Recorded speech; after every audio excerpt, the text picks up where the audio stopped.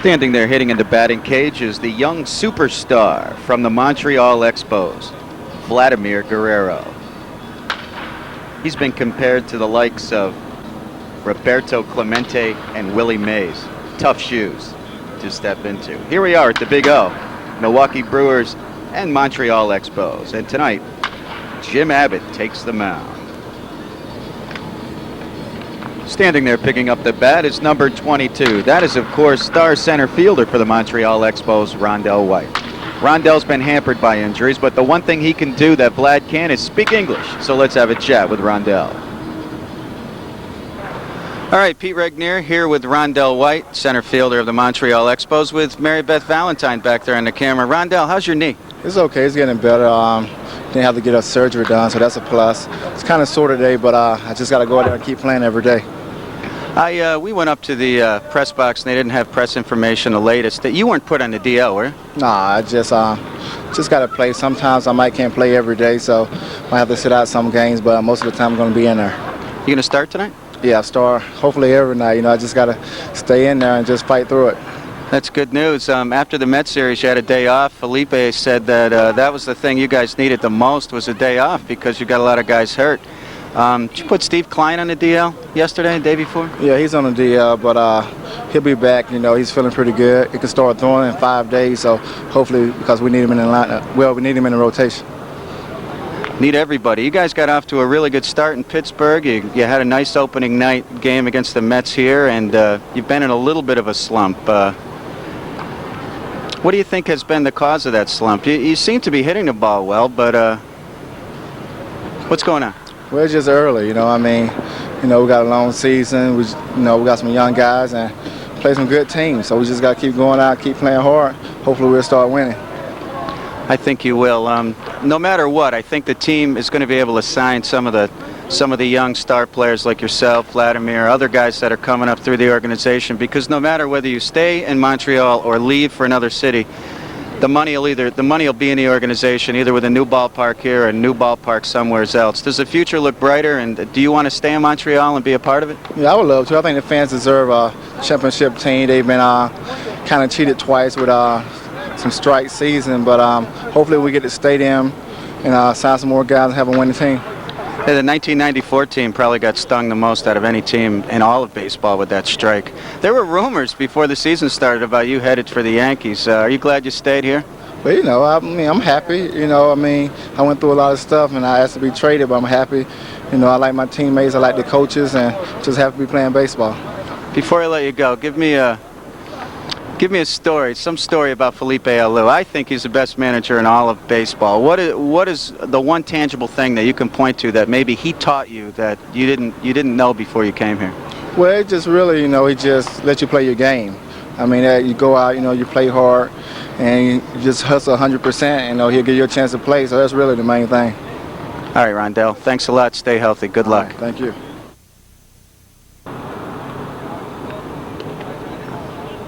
There's a young man who's overcome so many obstacles in his life, and to become a Major League Baseball player and a pitcher at the highest level that pitched a no-hitter. That, of course, is Jim Abbott. And as you can see, he was born without a right hand. What you will see is his amazing grip on the bat when he gets in that cage. That's right. In just a few minutes, he's going to go over and get in the cage, and we're going to see Jim Abbott swing the bat.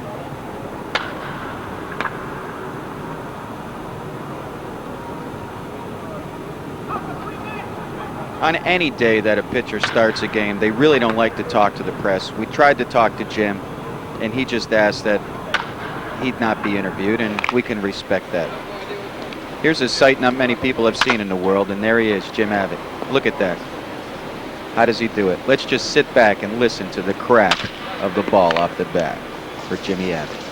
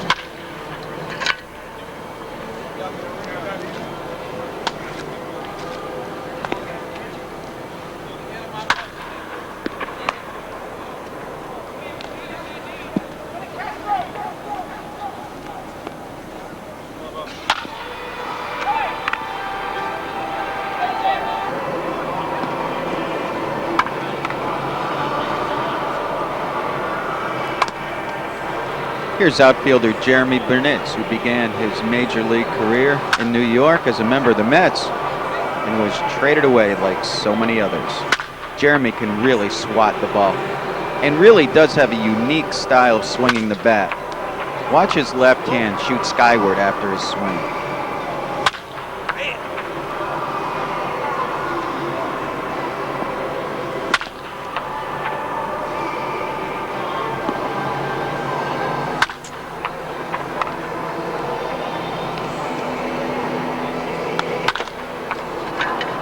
That was a shot.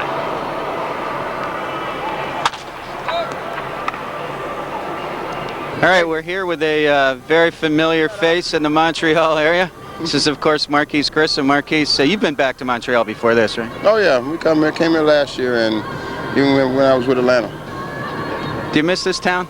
I just miss, coming here and playing here. I think I started my career here, and it was very fun. And I remember all the days where I learned and got all the experience right here in Montreal. So this always will be home to me. You cut your major league teeth with this club. Tell me a couple things about Felipe Alou, what he taught you. Just great manager, just to come out and play hard every day, show up on time, be professional, and get your work in. And he's the type of manager you want to play for. You can't. He's definitely a player's manager. All he can do is come out and play. And if you play hard, everything is fine. He is a great manager. About the future of this club, let's go to the past a little bit. 1994, you've heard it 9 million times. That team probably could have won the World Series, or at least made it. Ever since then, there's been a decline in attendance and interest for the Expos. I think that the 94 Expos were hurt hardest by the strike than any other team in Major League Baseball. Would you agree with that? Well, definitely. We were in a situation where we were in first place and playing great baseball at the time. And unfortunately, the strike came along and pretty much put everything in perspective. And I think the 94 team was probably the best team that I ever played on. And for those guys to come together and gel like we did, it was exciting. I think that's why everybody still talk about the 94 team. It was a great club. Now, the future is kind of in doubt for Montreal. Maybe they'll get a ballpark here, maybe they won't. But your ball club is opening a brand spanking new ballpark. Is that next year slated to open?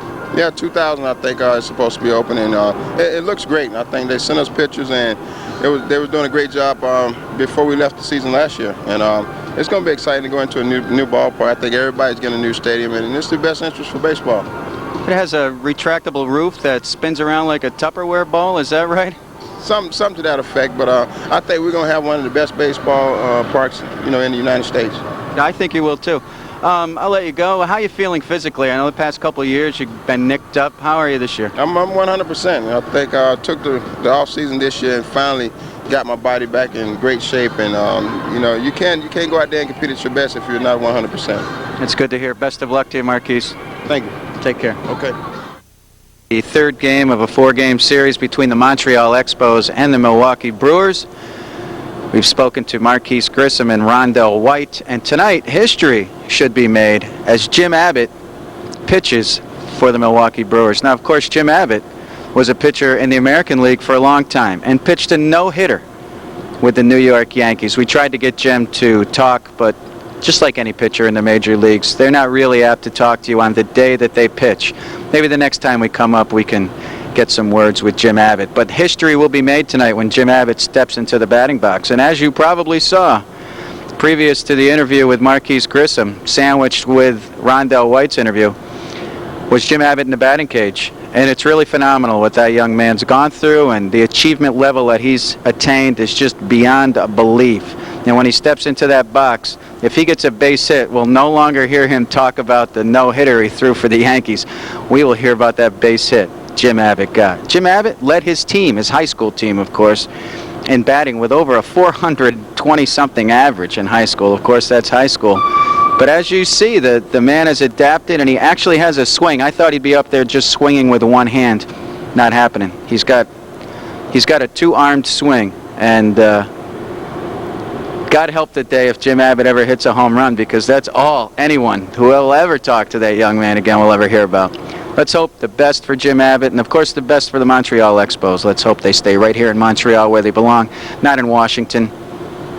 They don't belong in Washington. They don't belong in Charlotte. They belong right here in the beautiful North American city of Montreal. I'm Peter Regnier with Mary Beth Valentine for Hometown Cable, and Calvin Castine back at the ranch editing it down. Take care.